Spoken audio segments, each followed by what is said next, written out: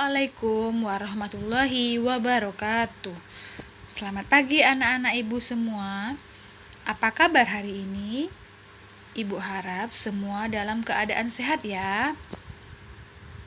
Baiklah, hari ini kita akan belajar tema 3, subtema 1, pembelajaran IPA. Adapun tujuan pembelajaran hari ini diharapkan siswa dapat mengidentifikasi bagian-bagian tumbuhan dan fungsinya.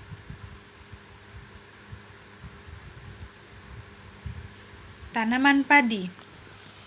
Sebagian besar masyarakat Indonesia mengkonsumsi nasi sebagai makanan pokok. Apakah kamu tahu bahwa nasi berasal dari beras dan beras berasal dari padi? Nah, mari kita mengenal lebih dalam lagi tentang tanaman padi.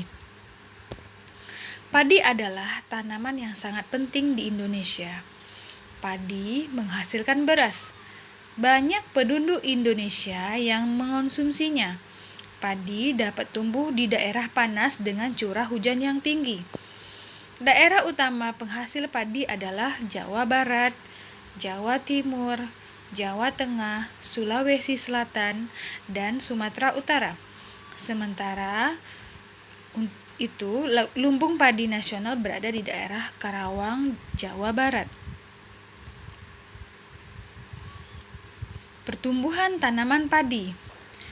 Biji padi dimasukkan dalam karung goni, kemudian direndam dalam air mengalir selama 1 malam. Kemudian biji padi yang direndam akan berkecambah. Biji yang berkecambah ditanam di lahan sementara. Kemudian biji dipindahkan untuk ditanam ke sawah. Tanaman padi akan tumbuh lalu berbunga. Setelah itu padi akan menghasilkan gabah yang matang. Tahap pertumbuhan padi berlangsung antara 110 hari hingga 130 hari. Setelah panen padi, gabah ditumbuk dengan lesung atau digiling sehingga sekam atau kulit padi terlepas dari isinya. Bagian isi inilah yang berwarna putih, kemerahan, ungu, atau bahkan hitam yang disebut beras. Cara mempertahankan tanaman padi. Yang pertama, menjaga bibit padi agar dapat ditanam lagi. Yang kedua, menjaga saluran air yang digunakan untuk mengairi lahan pertanian. Yang ketiga, menjaga lahan pertanian padi agar tetap dapat digunakan. Memperhatikan kebersihan lahan pertanian agar tetap bersih dari sampah. Dan yang terakhir, memanfaatkan beras sesuai kebutuhan dan tidak berlebihan. Baiklah, kita lanjut. Bagian-bagian tumbuhan. Yang pertama, akar. Yang kedua, batang. Ketiga, daun. Keempat, buah. Kelima, bunga. Bagian tumbuhan yang pertama yaitu akar. Akar memiliki fungsi yang pertama, menyerap air dan zat hara dari tanah. Yang kedua, menopang batang agar tumbuhan dapat berdiri tegak. Yang ketiga, tempat menyimpan cadangan makanan seperti akar tumbuhan singkong dan wortel. Bagian tumbuhan yang kedua yaitu batang. Batang memiliki fungsi yang pertama, mengangkut air dan zat makanan dari tanah ke daun atau sebaliknya. Yang kedua, sebagai penyokong tubuh tumbuhan.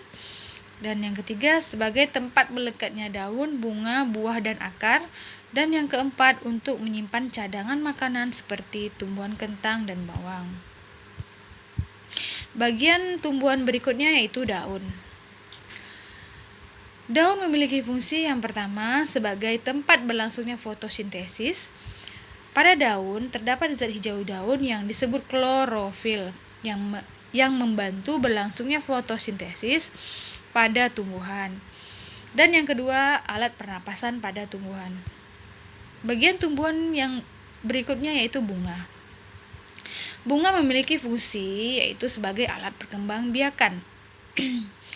Alat perkembangbiakan bunga yaitu benang sari merupakan alat kelamin jantan, dan putik yang merupakan alat kelamin betina.